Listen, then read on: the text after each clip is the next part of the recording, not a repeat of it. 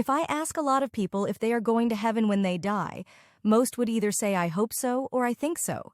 Then I would ask, why do you think you would go to heaven? Most would answer because they are a good person. Can you be good enough to go to heaven? How good do you have to be? Maybe there is a certain number of good works you must do. Would that number be in your lifetime? Or maybe every year? Or maybe every day? Maybe there is a big scale with your good deeds on one side and your bad deeds on the other. Then you just hope the scales tip in your favor. The truth is, you can't be good enough or do enough good deeds to get into heaven, even if you did 1,000,000 good deeds a day. Romans 3:10. There is none righteous, no, not one. Romans 3:23. For all have sinned and come short of the glory of God. You might ask, how have I sinned? I am a good person.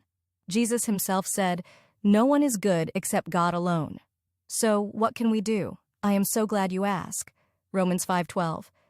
Sin entered the world through one man, and death through sin. And death spread to all because all sinned.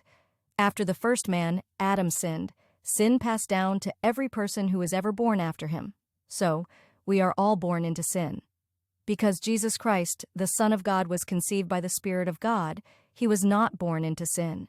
He then lived his whole life without sin, so that he could give his life to pay the price for our sin. Now, if you accept what Jesus did and ask him into your heart, you are born again. Not born of sin, but born of the Spirit. Now you qualify to go to heaven. Ephesians 2:8. For by grace you have been saved through faith. And this is not from yourselves, not by your good works or your own effort. It is the gift of God. See you in heaven.